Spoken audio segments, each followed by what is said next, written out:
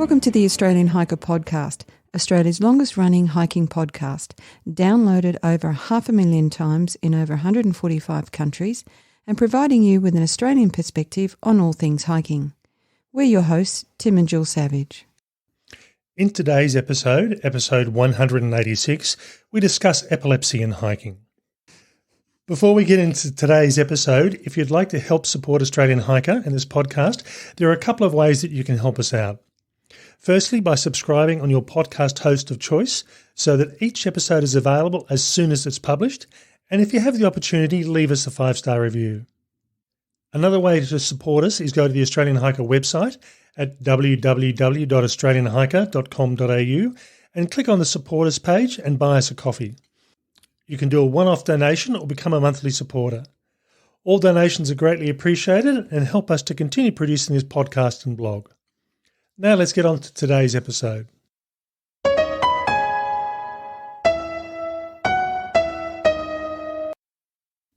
In episode 163 and 164, we discussed hiking with injuries and disabilities. But where does epilepsy fit into the mix, given that up to 3 to 3.5% of Australians will experience epilepsy at some point in their lives? In this episode, we bring you a number of segments. First up, we talk to Carol Ireland, the CEO of Epilepsy Action Australia, about her organisation, the impact that epilepsy has on physical activities such as hiking, and provide an overview of their upcoming fundraising hike in August on the Larapinta Trail that will take place from the 16th to the 22nd of August. In addition, we'll be catching up with Nicole, who participated in the Great Wall of China hike for Epilepsy Action Australia in 2014. Now, Nicole suffers from epilepsy and will be able to give us an upfront and personal insight of the considerations and management involved when undertaking a physical activity such as hiking. So let's catch up with Epilepsy Action Australia CEO Carol Ireland. Carol, thank you for taking the time to talk with Australian Hiker. Oh, it's a pleasure, Tim. It's actually great to have the Australian Hiker podcast supporting our latest fundraising campaign. Before we talk about epilepsy and the potential impacts on activities such as hiking, tell us a bit about Epilepsy Action Australia and your role with the organisation. Oh, Tim, I've been with Epilepsy Action Australia for some 15 years. So it's an organisation I feel very, very passionate about. I'm the Chief Executive Officer and I'm also a Managing Director of the organisation. So I started my career a long, long way back as a rehabilitation counsellor. So I've been working with people with special needs, disabilities, healthcare conditions my whole career. Now, Epilepsy Action is a national organisation. It delivers a range of different services. So we support the person with epilepsy directly or the parent of a child with epilepsy. We have a team of very specialised epilepsy nurses, and we can assist with all sorts of things like seizure management, advice on medication, assisting with school, all sorts of things that are direct supports to the person with epilepsy. But we also offer education into the community. So we have both an online and a face-to-face education and training service where we will deliver that training into the community wherever it's needed. That might be schools, disability care homes, nurses in general, the general nursing group. Wherever it's needed, we'll actually provide that education, and we also invest in some pretty important research. Okay, now something you just raised then, before we talk about epilepsy specifically, I mean, what actually is it? Is it a condition or is it a disease? How do you normally refer to it? That's a really good question. Now, it is defined as a disease, and that's in fairly recent terms by the International League Against Epilepsy, the international body. A lot of people with epilepsy don't like it being called a disease, and certainly it used to be known as a neurological condition. But by definition, it is a disease. Now, it's an interesting one to explain because everybody's heard of epilepsy. And I think it almost should be called epilepsies, plural. There are so many different kinds of epilepsy. Now, what a seizure is, and this is how we best explain what epilepsy is, what a seizure is a disruption to the normal electrochemical activity in the brain. So if you can imagine, we've all got these little neurons and they're firing all the time with messages going across our brain, and there's some sort of a disruption. That's what happens when there's a seizure. Now, a lot of people have seizures in their life. They're not all diagnosed with epilepsy. And I'll give you a really common example. You might have heard of, very, very young babies having a seizure, and it could be temperature related. That doesn't mean they've got epilepsy.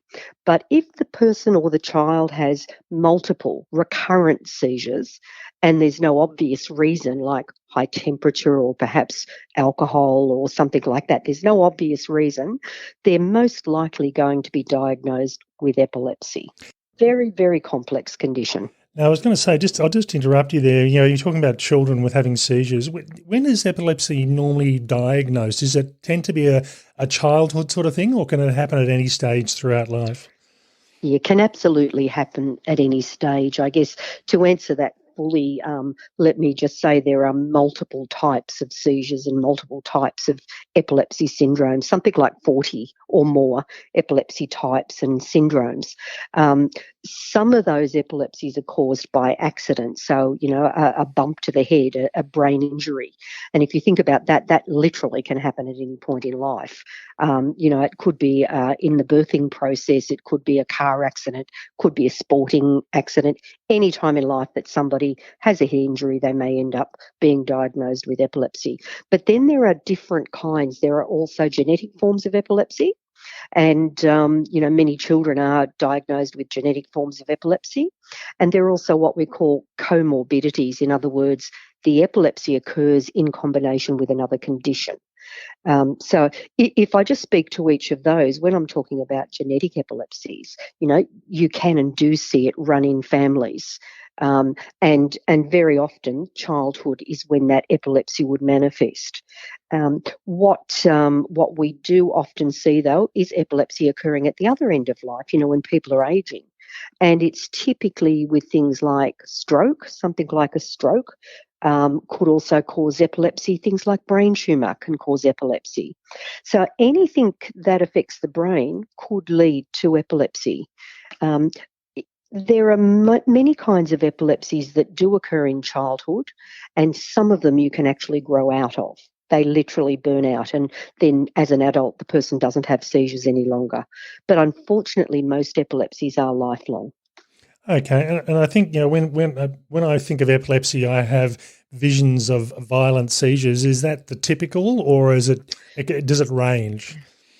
Yeah, that type of seizure you're talking about used to be called a grand mal seizure. And in translation, that means big sickness. It's not called a grand mal anymore. It's actually called a tonic clonic seizure, and that's a convulsive seizure. I think it's the one most people would recognise. And, somebody falls to the ground, they lose consciousness, they're usually shaking quite uncontrollably. And, we all recognise that one. However, it's not even the most common type of epilepsy or type of seizure.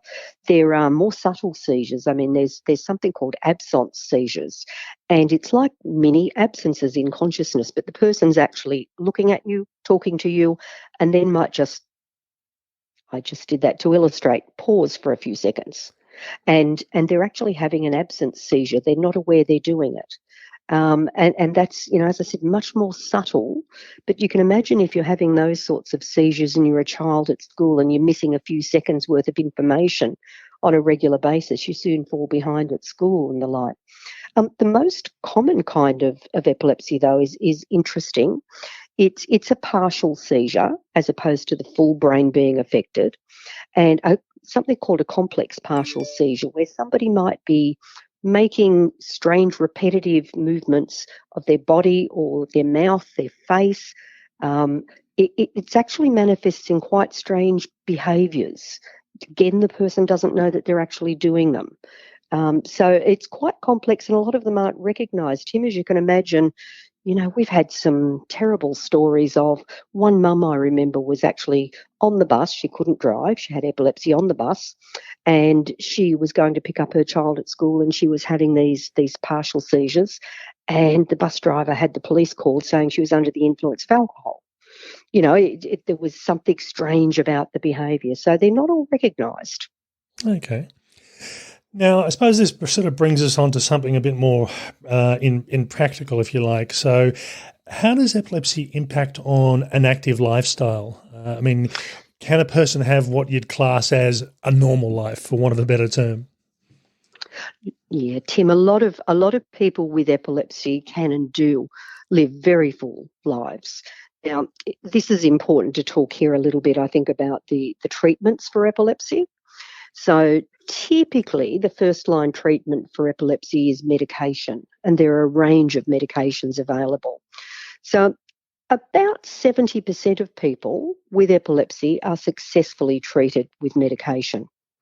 And that doesn't mean they're cured, but they get quite good seizure control from the medication. It might be one tablet or it might be a combination of tablets. There might be more than one attempt to find the right medication. But as I said, around 70% will get reasonably good seizure control. Now, that means that these people are at school managing quite well, in the workforce managing quite well, doing things that everyone else can do. It doesn't mean they're cured, as I said, and they may at some stage have a breakthrough seizure. They may have some side effects of medication. There are still things to manage, but all in all, their seizures are fairly well controlled. Now, for the other 30%, it's a totally different story. The other 30% of people have tried probably multiple medications, and they really haven't controlled their seizures. And we call this intractable epilepsy or drug-resistant epilepsy, and it definitely is the really hard, it's the hard end of epilepsy. And, when you talk about impact on life, if you can't control your seizures or your child's seizures, and if those seizures are very frequent, it really does impact on every aspect of life. And we certainly at the hard end, we assist some people who they or their children have multiple seizures a day, every day. And in some of the really significant syndromes, that will have an effect on cognitive, their cognitive abilities and just impact every area, including, anxiety, depression, all sorts of things can arise from that end of epilepsy. So the really important thing is to do everything within the doctor's power and their power to get reasonable control of their seizures. So I'm thinking something like here, when I go hiking, I do all sorts of different types of hiking. Quite often it's with my wife, quite often it's short distance, and typically it's within reach of civilization, I suppose. But I also have the other extreme where I will go bush, for want of a better term, and I might be 20 or 30 kilometres from the nearest person and not have phone signal or communication. So I can imagine if you've got a degree of epilepsy that isn't able to be controlled, that you might actually need to not do a hike like that by yourself. You may have to say, well, I'm going to have someone come with me just in case. Definitely some practical considerations there, Tim. And, it comes down to every individual and the type of epilepsy they have, the amount of control of the seizures that they've been able to achieve. A lot of people say we don't want epilepsy to define us. I'm a person with epilepsy. I'm not an epileptic. We really don't like that term at all. And, for some people, though, that consideration of whether to do something alone or not is really, really important. I mean, hiking deserves its own consideration, but let me give you another example of an activity that's highly dangerous, and that's water activity, swimming. Yeah. Okay. Swimming. And, we would always recommend that a person with epilepsy does not go out into the ocean or the swimming pool alone. There's a lot of people have in fact drowned or nearly drowned, and that's a very dangerous activity. But we'd never say to them, don't ever go in the water. It's about the precautions you need to take and making a really good judgment. In terms of hiking, if your seizures aren't extremely well controlled, then yes, you better to be with someone. But that might be the case for many of us. It's better to be out there with some companionship. Ideally, the person that you're with should know seizure first aid. So in the event of a seizure, what to do. Safety's paramount, obviously, if you have epilepsy. Yeah, and I was actually thinking about that. I mean, the common thought or practice with hiking is you're hiking groups of fours, and the idea being that if someone injures themselves, someone will stay with them and two people will walk out to get help if need be, so no one's ever left alone. Now, that was the way it used to be, and then certainly solo hiking is something I do quite often. But I tend to make sure I have the appropriate equipment. I've got satellite communications equipment, so in most cases, providing I'm conscious, I can get help. But as I say, I think if you've got a serious level of epilepsy, as you say, doing it by yourself may not be an option that you can really do safely. It's really about analysing the risk, isn't it? If you're somebody that has a well-controlled epilepsy and you haven't had a seizure, I should say, for a very long time, you may feel more confident in doing things alone. But certainly if that epilepsy is not well controlled, if you're likely to have seizures, then we wouldn't recommend that somebody do that alone. And, a really good idea to make sure that whoever's with you actually also knows about seizure first aid. Okay. Now, I believe you've got an upcoming fundraising hike, and this is actually the second one you've run. So the upcoming one's on the Larapinta Trail in Australia's Northern Territory. But before we touch base on that, I believe the first one that you did was the Great Wall of China? It is quite some years ago now, but we certainly did. And I actually went along myself on that. So that was really a great experience for me. And what was the reason for these hikes, and why hiking? Why not something else? Well, look, hiking is a great outdoor activity, and gee, I think particularly right now, in this COVID environment we're in, a lot of people are just wanting to get out and about, aren't they? If they're not in lockdown, they want to get out and they want to feel the country, and it's a nice, healthy thing to do. I know that when I did the Great Wall of China with a number of colleagues, and also people with epilepsy that we call clients. When we did that, it was not only a great outdoor experience and a great travel experience, it was such a team building experience. It was really terrific. And we did travel with people who had epilepsy and indeed had seizures while we were traveling.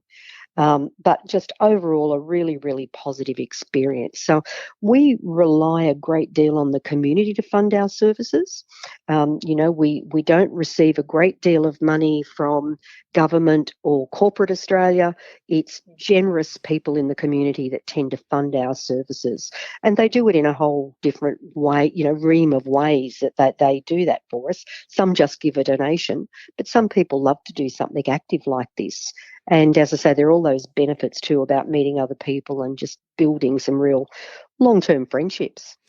Okay, so your upcoming walk is obviously in Australia, with international travel being pretty much hamstrung at the moment, and you're doing the Larapinta Trail. Tell us a bit about that hike.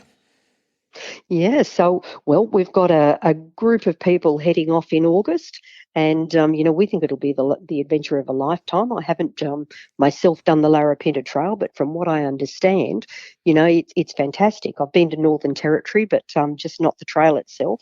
So we've called it Hike for Epilepsy, and the challenge covers really some exciting parts of the well-known Larapinta track, and it takes participants through Alice Springs and into the wilderness.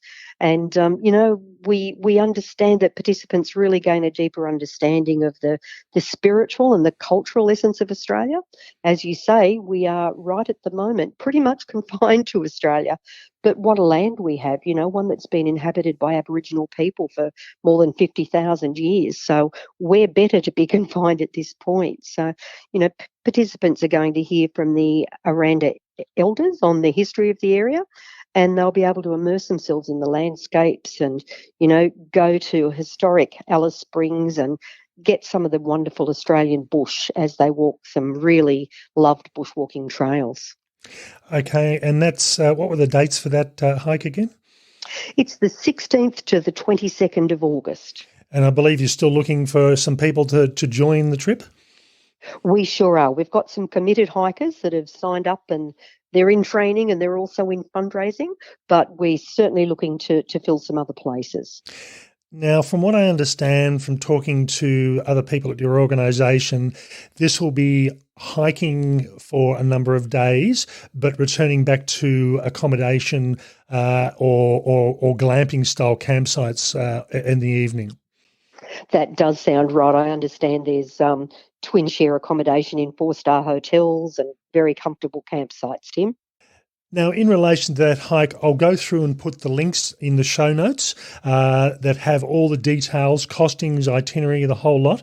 So if anyone's interested in joining on that trip or helping out with that, you'll be able to go through and get all those details on the show notes. So keep an eye out for that. Okay, now, just to finish up, if people want to get involved with your organisation, what can they do to help out apart from the Larapinta hike? Sure. Well, if they don't have that thirst for hiking, Tim, there's lots of things that people can do with us.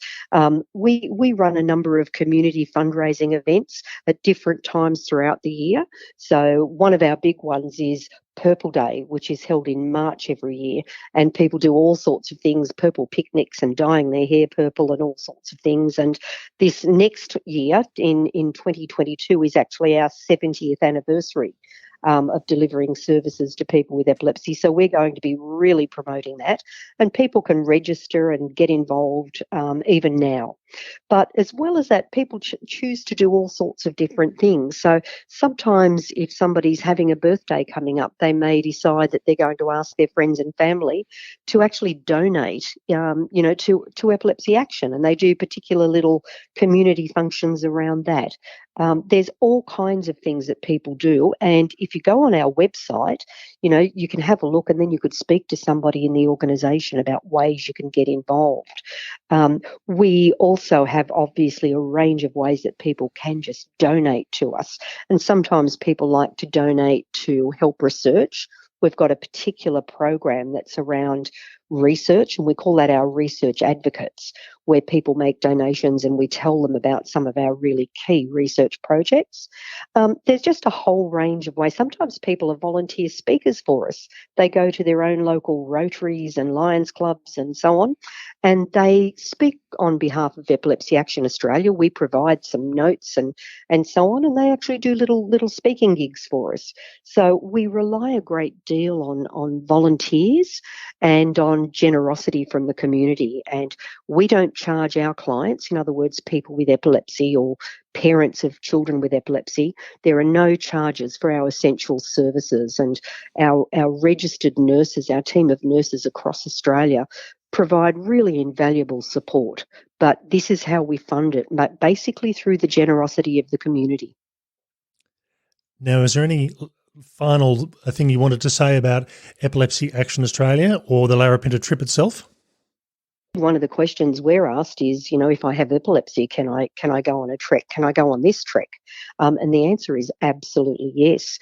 When we did do the Great Wall of China some years ago, a large number of the people who came along had epilepsy, most of them well controlled, but we did see seizures on that trek. So absolutely yes, we do look for a doctor's clearance. We do put in some safety things. We just make sure that people are protected. There is medical support along the way. So absolutely somebody with epilepsy can participate, but you don't have to have epilepsy to participate. Just an interest in the cause and, want to go on a great hike. Oh, that's good to know. Okay, Carol, thank you for your time. It's been a pleasure chatting with you tonight. It's been my pleasure, Tim. I've really loved chatting with you, and I hope some of your listeners decide they'd like to join us on the trek. All right, so that was a great interview there from Carol, and I must admit, I, like probably a lot of people, have preconceptions about what epilepsy is. You imagine the big obvious fits of people falling to the ground, and it's very obviously not that, with epilepsy being caused by a number of different conditions, whether it be genetic or whether it be some other disease that's causing the problem. The other thing that I learnt and that did surprise me was that 3 to 3.5% of Australians will have epilepsy or be impacted by epilepsy directly throughout their life. And that to me, it doesn't sound a lot, but it's a lot when you think about it. Yeah, that's right. And I think the other thing that stood out for me is the different sorts of impacts that it has on people. Carol mentioned the sort of traditional view that most of us might have about, as you say, Tim, somebody falling to the ground and having a seizure, but there are a whole range of different implications, I guess, when the condition is not being managed well, and it can be managed well. And I think that was the other sort of key thing that came out for me, that while they're organising these hikes for people with this condition to go out into the wilderness, there's a lot of support and there's a lot of care and there's a lot of focus on managing and being able to do these sorts of activities well. And when we get into our next interview, we'll talk with someone, as we mentioned, who has epilepsy and how they manage that condition, particularly in relation to physical activities such as hiking. I suppose really from here is Epilepsy Action Australia, as we mentioned, are running a trip on the Larapinta Trail. They call it Hike for Epilepsy.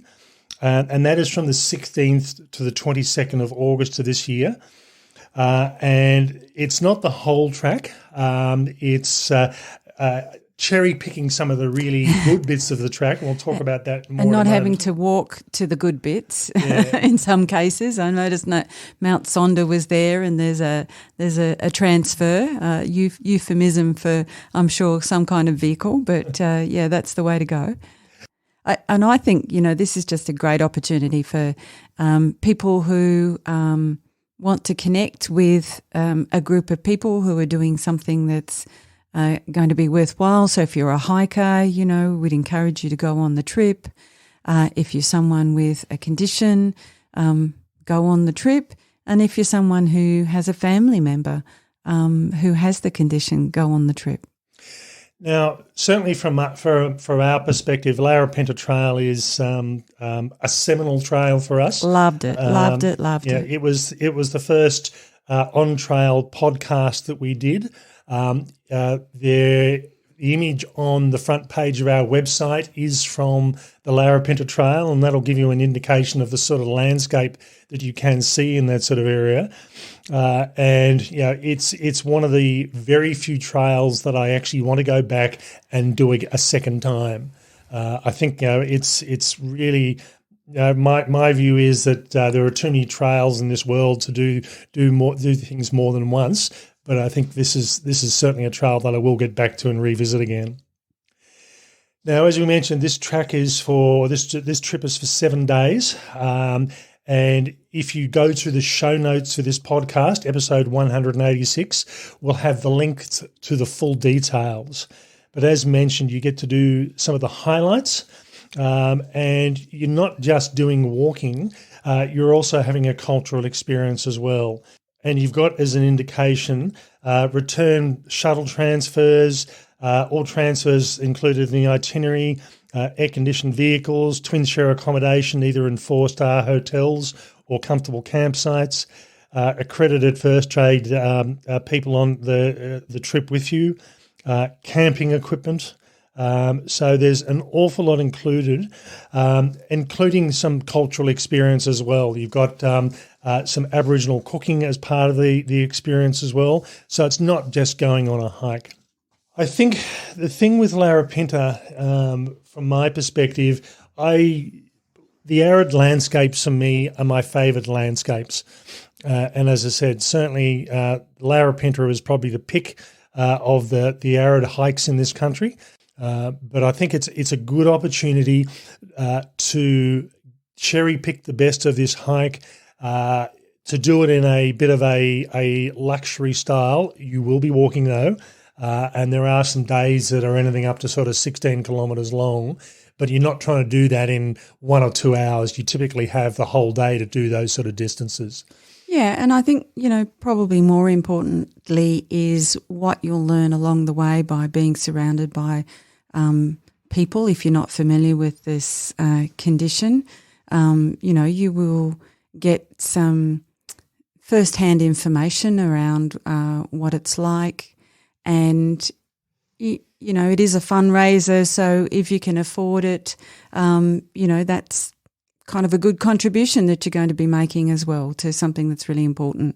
And Carol did say that, for a lot of these groups, a lot of these conditions that are supported by these not-for-profits, they don't get a lot of money and they don't get a lot of support from government or the traditional sources. So this is an opportunity for all of us to help out.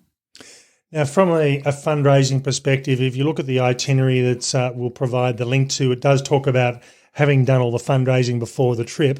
But they are realistic about this. They realise, particularly if you're signing up to this trip late, you're not necessarily going to be able to do that. And they are happy for you to do the fundraising post-trip. As Carol said, this is a way of funding their organisation and what they do. Like many worthy organisations, there's a limit to where they can get funding from, and this is a good opportunity for them to support them. So if you have any questions, again, we'll put the contact information for this and you can give them a call and find out some more details if all the links that we provide in the show notes don't provide it all for you.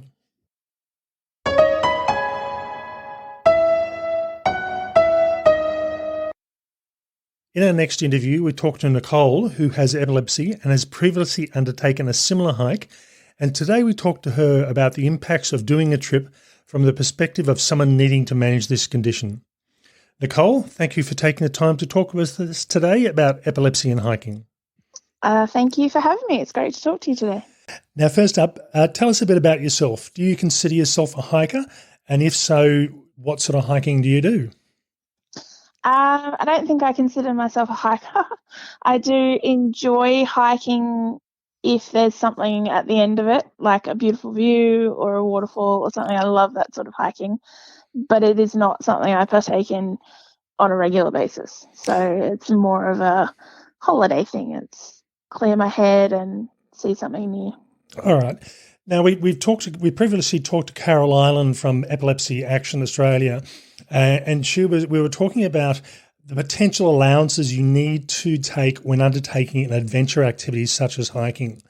Now, I believe you have epilepsy, so when you're doing an adventure activity, from an epilepsy perspective though, if we'll talk about this in a moment, you've done an overseas trip with Epilepsy Action Australia a few years ago, but from that perspective, is there anything that you might have to think about having epilepsy that the average traveller wouldn't?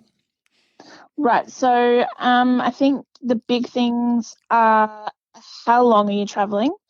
The trip that I did with Epilepsy Action Australia to China was, I believe it was 10 days. And you need to know exactly how long you're traveling and then make leeway in case you get stuck there for whatever reason, your flight's delayed, you get injured and you're in hospital over there and it extends your trip. You need to make sure that you have all of your medications with you and enough to last if something unexpected does occur. Pacing is something that people with chronic illness will definitely be familiar with, and that's making sure that your energy expenditure isn't going to put you in harm's way. A lot of people, including myself, when they increase their activity, it can affect blood sugars. And for me, that can actually cause me to have focal seizures or absent seizures or petit mal seizures, whatever term you're most familiar with. So I have to be aware of that. I have to have things with me on my person all the time to make sure that if I end up in that situation, I can remedy that. Knowing where you're traveling, but in a much more detailed way is really important. If I have a seizure in the middle of, Melbourne, I can look around and I can identify landmarks and I can roughly tell people where I am, what's happened, what's going on. But if I'm in the middle of China, I'm not necessarily going to be familiar with that. So knowing your itinerary, knowing where you're going to be so that if something does happen, you know where you are and you can kind of reorient yourself. I think that's super important as well. Vaccinations can get a bit complicated. I don't know anyone personally, but I have heard of cases where people have not been able to have vaccinations to travel overseas because it can interact or affect their medications. So that's something else to really consider. Food is another one. There are certain foods that people with epilepsy cannot have because of the way they interact with medications. The big one that most people will know about is grapefruit.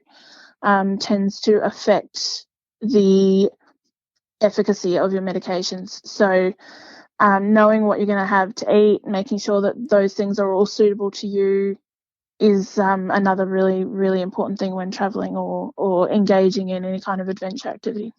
I must admit that's raised a couple of things. I think grapefruit seems to be the evil fruit. I've got relatives who have heart conditions and their medication, basically they can't eat grapefruit, so it seems to be one that triggers a lot of issues with a number of medications. But also I hadn't actually thought about the blood sugar levels. From a hiking perspective, I am conscious of that. That if I run out of energy, I just come to a grinding halt and that's it. I just stop and eat and I'm fine. But I hadn't actually thought about it from a perspective of impacting someone with epilepsy as well. It just did not occur to me. Honestly, it didn't to me either until I took up Taekwondo again. And I noticed that I was having a lot of my smaller seizures where I don't fully lose consciousness, my absent seizures, when I was doing my Taekwondo. So I had to start taking something to keep my blood sugar up halfway through so it wasn't something that really occurred to me either. And I was diagnosed, we're looking at close to 20 years ago now. So it's definitely not something most people think about. So was that something that you were aware of could have been an issue, or it did surprise you? No, it did actually surprise me. And when we were in China, I did have an issue with that. I got very dizzy and faint and started having a few seizures, little petit mal seizures, focal seizures. And the doctor that was on the trip with us, just to make sure that we were all safe, he did my blood sugars and was like, yeah, they're not good. They're very low. You need to have something to eat. And we just had to kind of stop and rest. And unfortunately, on a trip like that, it means that the whole group has to stop and rest. So sorry about that. But yeah, so I didn't really put together that it was the sugars causing the seizures though, until I experienced it again, as I said, when I went back to Taekwondo. And is that something that is going to affect most epileptics, or is it something that's just individual to the type of epilepsy that you've got? It's not individual to my type of epilepsy, definitely not. I do know several other people that have that symptom, but it really does depend on the person. So I could have exactly the same epilepsy type as Joe Blow down the street, and he might have completely different triggers and completely different symptoms than what I have. And be managed with completely different medications. So each person is very different. It's definitely a case-by-case basis. All right. Well, that's certainly probably been the biggest learning from my perspective. I would probably think about that with something like diabetes, but not with epilepsy. So that's definitely something that I wasn't aware of. Yeah, no, I guess most people probably aren't. Now, Epilepsy Action Australia is running a trip to the Larapinta Trail in August of this year. Now, I believe you undertook a similar trip with them a few years ago. Tell us a bit about that. Correct. That was the Great Wall of China trek for Epilepsy Action Australia, and that was an incredible adventure. Absolutely stunning to go and see those places, and Tiananmen Square, and it was fabulous. Great group of people. We all got along really, really well, and yeah, it was just fantastic. It was the first time I had met Carol Ireland, the CEO of Epilepsy Action Australia, as well, so that was really lovely too, to actually meet her in person. All right, and so basically, how much of the wall did you do? Was it a one big section, or you did a number of different sections along the wall itself? Yeah, so we spent one day doing one section, and then the next day we would, maybe go somewhere else. Like I said, we did visit Tiananmen Square while we were there as well, and a couple of other significant locations. And then we would, hop on a bus and head to a new location and trek a different section of the wall. So we got to see many areas of it, some places very highly populated by tourists, other places barren. We were the only people there. So it was really, really good. It was really interesting. I suppose that's the thing with a lot of tourist destinations like that. Everyone goes to one particular area or a couple of particular areas, which are the tourist traps. But for a wall that is so long, I'm sure you could probably spend months exploring it if you were willing to go a bit of distance. So it sounded like it was quite an interesting trip. Oh, it was absolutely fascinating. Just the sheer size of it blew my mind, honestly. But you're right. There were definitely sections that were well known. There were people there selling souvenirs and, definitely the hot tourist spots. And then there were others that I think most members of the public probably have never seen, because it's just not somewhere you could easily get to on your own. So it was definitely fascinating to see those contrasts. Okay. Now, I suppose one final question is, as someone with epilepsy, and again, I don't know how to quite word this, does it rule your life, or do you tend to try and find ways around it to do what you want to do? It kind of depends on the day, and I think everything kind of comes together to make that decision. If you're having a bad day at work and then you start having seizures because you're stressed, and you can start hating your epilepsy that day a little bit more than you might other days. But I think overall, it certainly sent my life in a direction that I didn't anticipate. And it's restricted me in certain ways. But I don't hate it. It's been a very big part of who I am. I just have to be careful going to the pool, and I have to be very careful about having a shower at home when I'm home on my own, or I can't drive, so there's a little dint in my independence a little bit. But other than that, it's as long as you've got a really good support network around you, I think most people are able to find the good around it. And I've got seizure stories that I crack up laughing at still, and people don't understand how I can do that. But, sometimes they really are funny, and if you don't laugh, you cry. So I think majority of the epilepsy community probably find the good in there every day and work around it and just deal, I think. All right, that's good to hear. Now, is there any final comment you'd like to make just before we finish off the interview? Just that epilepsy is not just what you see in the media. I think that's the biggest part of awareness to me, is that it's not just falling on the floor, shaking, frothing at the mouth, things like that. There are other types of seizures that are sometimes more dangerous. In fact, on our China trip, we had a member of our group who has a particular type of seizure where she walks around and looks like she knows what she's doing and doing it on purpose, when really she has no clue what's going on. And then she comes out of it and she's somewhere different with different people, very confused, disoriented. And those can actually be more dangerous. She could easily walk out into traffic one day and people wouldn't know what she was doing, so it's not just what you see in the films, and I think that's a really important thing. No, that's the thing. Certainly, from my perspective, everyone has certainly from the TV shows and the movies and things like that, everyone has a picture of how epilepsy has been portrayed. But as Carol mentioned to me, there are so many different causes, and there's no one reaction that everyone tends to be different. So Correct. It's I suppose learning, as you say, you it's affecting you, and you learn to live with it, you learn to cope with it, and you take the care you need to. So that's been very interesting.